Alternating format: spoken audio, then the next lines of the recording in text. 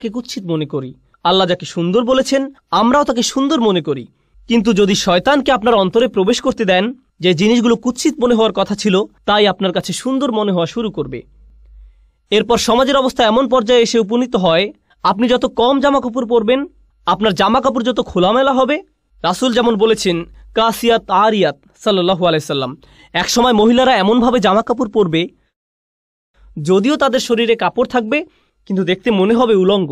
জামা কাপড় এমন টাইট হবে মনে হবে যেন শরীরের উপর রং করা হয়েছে, কোনো কিছু সে পরিধান করেনি। অবস্থা এমনই হবে এক সময়, আর এটাই মানবজাতির কাছে সুন্দর মনে হবে। কিন্তু পক্ষান্তরে প্রসঙ্গত এটা শয়তানের ফাঁদ। মানবজাতির চূড়ান্ত ব্যর্থতা হবে তখন যখন নির্লজ্জতাকে সুন্দর মনে হবে, উদযাপন করা হবে। প্রসঙ্গত তারা কি করে, এখানে উপস্থিত অনেক যুবক ছেলের জন্য সিয়াম পালন করা অনেক কঠিন মনে হয়, কারণ সে নিজে নিজে প্রতিজ্ঞা করেছে রমজানে সে কোনো মুভি দেখবে না। ওরা আপনাকে মুভি দেখার জন্য কিভাবে প্ররোচিত করে, ওরা ট্রেইলার বানায়। আর এই ট্রেইলারগুলোতে কি দেখানো হয়, হয়তো এটি কোনো অ্যাকশন মুভি ট্রেইলার, বিস্ফোরণ হচ্ছে, একটি গাড়ি আরেকটি ধাওয়া করছে, ফাইট হচ্ছে, ঠিক মাঝখানে কোথাও তারা উলঙ্গ একটি দৃশ্য যোগ করে দিবে কয়েক সেকেন্ডের জন্য।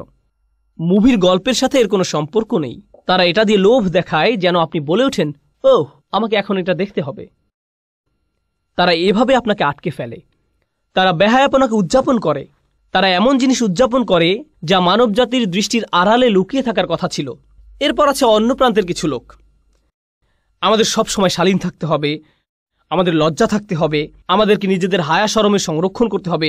আস্তাগফিরুল্লাহ। এখন আপনি সারা জীবন ধরে সব সময় চোখ নিচু করে রাখেন, জীবনে মাটি আর ঘাস ছাড়া কোনো কিছু আপনার চোখে পড়েনি। যে মেয়েকে বিয়ে করবেন এমনকি তার দিকেও চোখ তুলে তাকান না। এমনকি বিয়ে হওয়ার পরেও কিছু কিছু মুসলিম সংস্কৃতিতে আমরা এতই ধার্মিক যে আমরা কোরআনের চেয়েও বেশি ধার্মিক, আমরা রাসূল সাল্লাল্লাহু আলাইহি সাল্লামের সুন্নাহ থেকেও বেশি ধার্মিক। স্ত্রী সবসময় জিলবাব হিজাব পরে থাকে, এমনকি ঘরের ভেতরেও সে এমনকি তার স্বামীর জন্যও সাজে না, এমনকি তার স্বামীর জন্যও সুন্দর পোশাক পরে না। সে কখনো তার স্বামীকে নিজের দিকে আকৃষ্ট করার চেষ্টা করে না। যদি জিজ্ঞেস করেন কেন এমনটা করো না, সে বলবে আস্তাগফিরুল্লাহ আস্তাগফিরুল্লাহ। এটা আস্তাগফিরুল্লাহ নয়, তুমি যে স্বামীর কাছেও নিজেকে ঢেকে রাখো এটাই আস্তাগফিরুল্লাহ। কারণ নারী পুরুষের সম্পর্ক যদি সৌন্দর্যমণ্ডিত না হয়, হালাল সীমার ভেতরে সম্পর্ক যদি হালালের ভেতরে সুন্দর না হয়, তখন শয়তান পুরুষ মানুষটির অন্তরে কুমন্ত্রণা দেওয়ার সুযোগ পেয়ে যায়। সে বলবে তুমি যা চাচ্ছ তা বিয়ের সীমার বাহিরে পাবে, বাহিরে পাবে। বুঝতে পারছেন? আল্লাহ আজ্জা ওয়া জাল্লা কোরআনে এই সুন্দর সম্পর্কের সংরক্ষণ করেছেন যেন বিয়ের ভেতরে সম্পর্কটা সুন্দর এবং রোমান্টিক থাকে। কিভাবে তিনি এটা করেছেন? আল্লাহ আজ্জা ওয়া জাল্লা একই সূরায় বলেন, তিনি বর্ণনা করেন, ইয়া বানি আদমা খুযু যিনাতাকুম ইনদা কুল্লি মসজিদ, হে বনি আদম তোমরা প্রত্যেক নামাজের সময় সাজসজ্জা পরিধান করে নাও। পরবর্তী আয়াতে তিনি বলেন, কুল মান হাররামা যিনাতাল্লাহ, বলো কে হারাম করেছে আল্লাহর সৌন্দর্য উপকরণ। এখান থেকে আমরা শিখতে পারি আল্লাহ এই সৌন্দর্য সবসময় ঢেকে রাখার কথা বলছেন না। আল্লাহ বলছেন এই সৌন্দর্য প্রদর্শন করার জন্য উপযুক্ত জায়গা আছে, এর জন্য উপযুক্ত পরিবেশ রয়েছে। তিনি আপনার এই সৌন্দর্যকে অস্বীকার করছেন না, তিনি এটা তৈরি করেছেন যেন আপনি এর প্রতি আকৃষ্ট হন, কিন্তু উপযুক্ত মাধ্যমে এটা পেতে হবে। এজন্যই তিনি এই সৌন্দর্য সৃষ্টি করেছেন। তাই তিনি বলছেন, ইউওয়ারি সাওআতিকুম ওয়ারিশান কদ আনজালনা আলাইকুম লিবাসান ইউওয়ারি সাওআতিকুম ওয়ারিশান। সুবহানাল্লাহ। আমি তোমাদের জন্য পোশাক অবতীর্ণ করেছি, আমি পোশাক নাজিল করেছি। আল্লাহ এই আয়াতে বলছেন পোশাকও কোরআনের মতো, ওহির মতো আল্লাহর নাজিলকৃত একটি উপহার। যেভাবে আমরা কোরআনকে সাজাই সেভাবে আমাদের সুন্দর পোশাক পরিধান করার কথা, শালীন কিন্তু সুন্দর পোশাক, যেন এটি আমাদের কদর্যতাকে ঢেকে রাখে। এরপর তিনি বলছেন ওয়ারিশান, পোশাক দিয়েছি তোমাদের শোভা বর্ধনের জন্য। প্রসঙ্গত আরবিতে রিশা এর শাব্দিক অর্থ হল পাখির পালক, পাখির পালক। ক্বাবলা রামি ইউরাশুস সাহাম, তীর নিক্ষেপ করার আগে তীরের মধ্যে পালক লাগিয়ে নাও। তো পালকের ব্যাপারটা হলো আগের দিনে মেয়েরা তাদের জামায় পালক লাগিয়ে সাজত। এখানে মূল ব্যাপারটা হলো সৌন্দর্যমণ্ডিত করা, শোভাবর্ধন। আল্লাহ আজ্জা ওয়া জাল্লা আসলে আমাদের গভীর প্রজ্ঞাপূর্ণ একটি ভারসাম্য দান করেছেন। আমাদের আজকের বিশ্ব, মার্কিন যুক্তরাষ্ট্র সহ আধুনিক বিশ্ব এবং মুসলিম বিশ্বের অধিকাংশ অঞ্চল যা ভ্রান্ত উপায়ে আধুনিক হচ্ছে, এগুলোর দিকে তাকালে আপনি কি দেখতে পান? আপনি দেখতে পান সুন্দর সুন্দর রাস্তাঘাট, আধুনিক সব দালান কোঠা, সরকার ব্যবস্থা, টেকনোলজি, ভালো ভালো কত কিছু ঘটছে। কিন্তু একটি ক্ষেত্রে মানবতা তার স্বকীয়তা হারিয়ে ফেলছে, আর তা হলো আমরা নির্লজ্জতা এবং বেহায়াপনা উদযাপন করছি। কিশোর ছেলেমেয়েরা বড়দের চেয়েও বেশি নোংরা শব্দ জানে।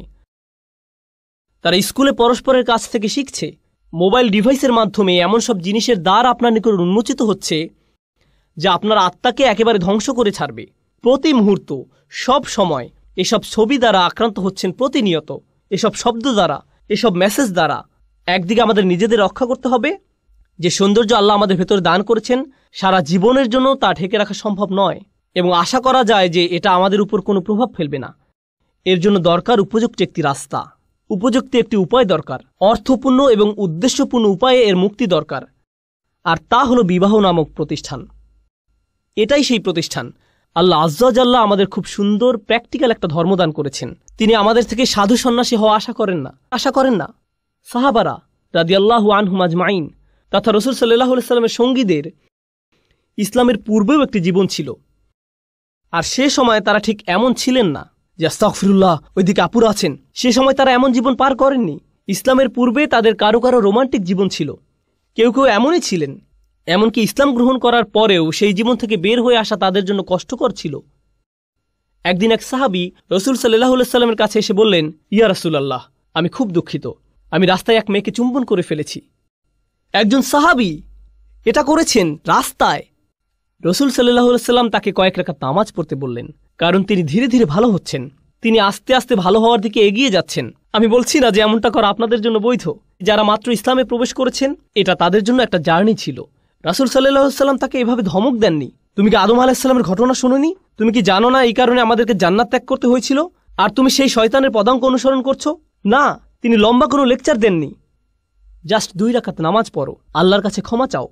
এমনটা যেন আর না ঘটে। নিজের উপর এত কঠোর হবে না। আপনাদের কেউ কেউ অতীতে ভুল করেছেন, আর কেউ কেউ এখনো করে যাচ্ছেন। আল্লাহর কাছে ফিরে আসার এটাই সেরা সময়। কয়েক রাকাত নামাজ পড়ে আল্লাহর কাছে শক্তি সামর্থ্য প্রার্থনা করুন, যেন আপনি সেই সম্পর্কগুলো থেকে বের হয়ে আসতে পারেন, যেন সেই আসক্তিগুলো থেকে বের হয়ে আসতে পারেন। অন্য কাউকে এই সম্পর্কে জানতে হবে না।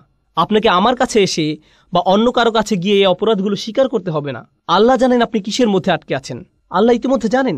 যদি নিজের অন্তরে যথেষ্ট শক্তি না পান এই রমজান মাসে, তবে এই শক্তি আর কখনোই পাবেন না। এই ধরনের সমস্যাগুলো থেকে বের হয়ে আসার এটাই শ্রেষ্ঠ সময়। এর চেয়ে উত্তম কোনো সময় হতে পারে না।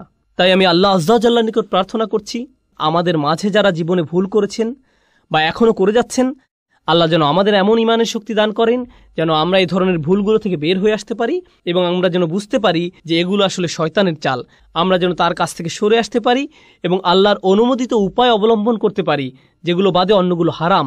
আল্লাহ আমাদের জন্য যে পথ খোলা রেখেছেন, হালালের পথ, তা যেন অবলম্বন করতে পারি। বারাকাল্লাহু লি ওয়া লাকুম ফিল কুরআনিল হাকিম ওয়া নাফা'নি ওয়া ইয়্যাকুম বিল আয়াত।